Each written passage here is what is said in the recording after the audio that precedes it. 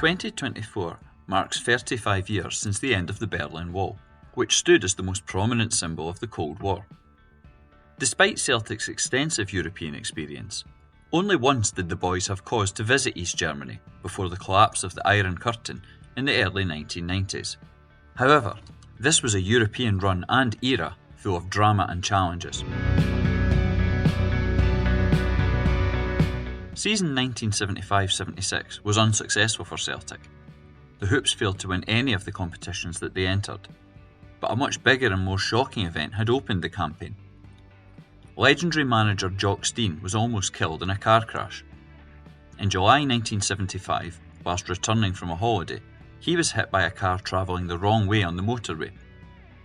It was a serious accident and one that caused him to be away from Celtic for the entire season, with assistant manager Sean Fallon stepping into the breach. In the 75-76 season, European interest for Celtic came in the Cup Winners' Cup, and started off very well indeed. A trip to Iceland to face Valur saw the Boys ease through with an aggregate 9-0 win, including a massive 7-0 victory at Celtic Park. This wasn't the season's only notable Icelandic moment, as it also involved the signing of fan favourite Jóhannes Edvaldsson, or Shuggy as he became better known. In the second round, there was a little piece of Celtic history. Some fans would even say sporting vandalism. Celtic faced Boa Vista, getting a 0-0 draw in the away leg. For the home match, which the Boys won 3-1, Celtic were forced by UEFA to wear numbers on the back of their shirts, covering up the Hoops for the first time in a competitive game in Scotland. Traditionally, Celtic had only worn numbers on their shorts, even after the practice of numbered shirts became more common. The Boys had actually previously worn yellow numbers on the back of their tops in a 1960 French tournament, although it was almost impossible to read the text. Celtic wouldn't play in round 3 of the Cup Winners' Cup till after Christmas, and then it would take them once more behind the Iron Curtain, but this time for their first East German visit. The Celts were drawn to play Zwickau, an East German side from the Saxony region. The home leg came first, played on the 3rd of March 1976.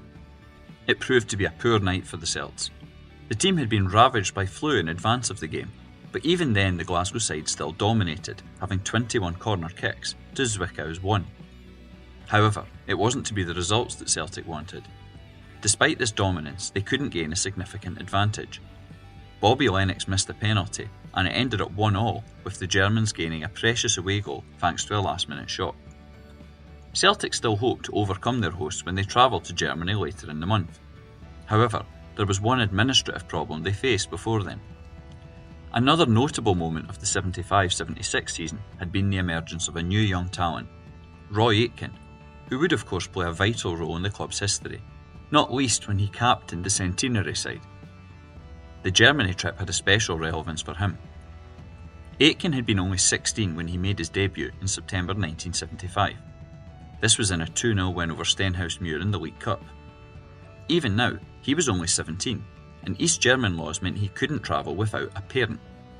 As a consequence, Celtic had to adopt Aitken, meaning that acting manager Sean Fallon became his guardian, allowing the young Hoop to make the journey.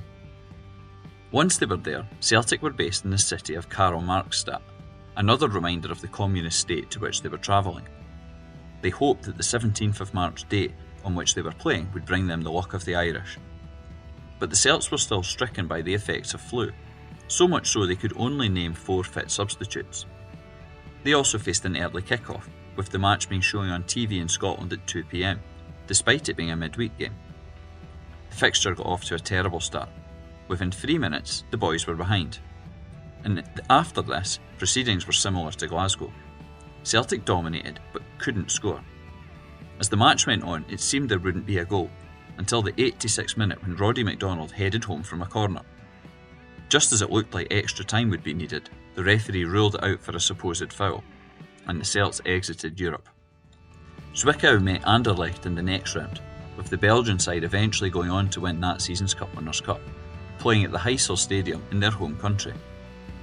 Heysel Stadium of course became renowned after the tragic events of 1985, when 39 Juventus fans were killed at the European Cup final, as a consequence of a fight with Liverpool fans.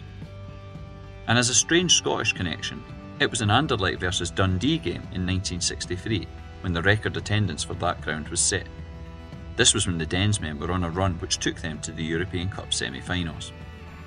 Back in 1976, it wasn't simply on the pitch that there was drama and news excitement. In fact, as much as Celtic fans will have focused on the two matches versus Zwickau, the British public and media's attention was elsewhere. The day before the second leg, Prime Minister Harold Wilson had shocked the country by announcing his plans to resign. He had been Prime Minister from 1964 to 70, and then again from 1974 to 76. He would be replaced by James Callaghan before the country eventually fell to Thatcherism. Although Celtic only once visited East Germany, they did play many other games in communist countries during the Cold War era. This included fixtures in Russia, Czechoslovakia, Hungary, Poland, Albania and Romania. From a Celtic perspective, the most notable of these was going to Czechoslovakia to play Dukla Prague in the 1966-67 European Cup. This semi-final victory took the Bhoys to Lisbon for the club's greatest ever day.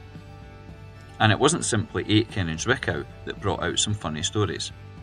When Celtic travelled to Albania in 1979 to play Partizan Tirana, there had been rumours that Captain Danny McGrain would have to shave off his famous beard to comply with local laws, though in the end no such order ended up being made.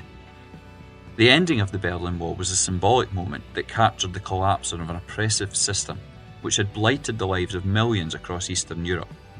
It also seemed to end the Cold War, although anyone watching modern-day geopolitical events would be forgiven for thinking otherwise. But for Celtic, it's a reminder of a hugely dramatic 1975-76 season, and the way that one East German trip contained so many other notable stories.